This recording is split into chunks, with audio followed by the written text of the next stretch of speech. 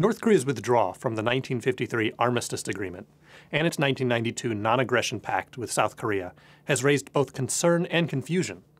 Concern in that Pyongyang has shown several times it is willing to violate the agreements and engage in hostile actions towards South Korea. Confusion in regards to the timing and intent. The symbolism of the 60th anniversary of the armistice approaching in July is certainly part of the equation. Also, North Korea warned ahead of the March 1 kickoff of the annual U.S.-South Korea Full Eagle military exercises that military training this year could trigger a new Korean war. But North Korea said it would withdraw from the Armistice Agreement on March 11, the start of the Key Resolve Combined and Joint Command Post exercise, a smaller subset of the 2-month-long training cycle focusing on movement and integration of reinforcements in a combat situation. The overall Full Eagle exercises involve air, land, and sea forces in simulated combat, while Key Resolve is less about combat and more about logistics. But this year is the first year in which South Korea is taking the lead in Key Resolve, another step toward the transfer of military authority on the peninsula to South Korea in 2015.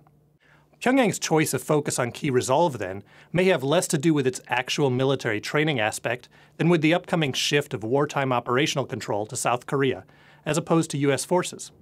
The North could be testing the South Korean resolve and perhaps seeking to cause friction between Seoul and Washington by raising the specter of war.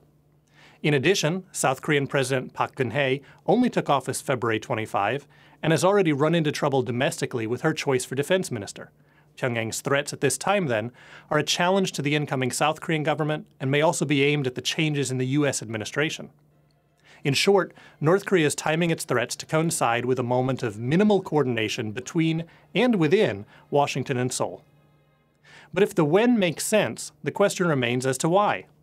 As we have noted before, North Korea's strategy has been one that combines a sense of fearsomeness, weakness, and unpredictability to manipulate the major powers around the peninsula into keeping the regime alive, even if largely isolated.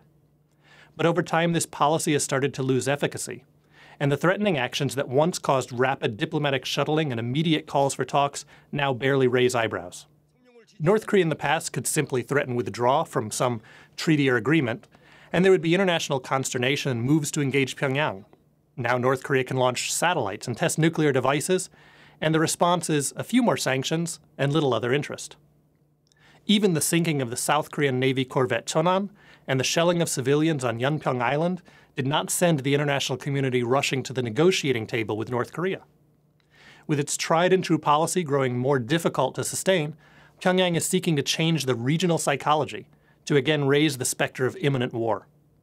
But given the flagging responses to North Korean provocations, it may take a lot more than a threat to pull out of an armistice it already violated to convince Washington and Seoul that Pyongyang is not the boy who cried wolf.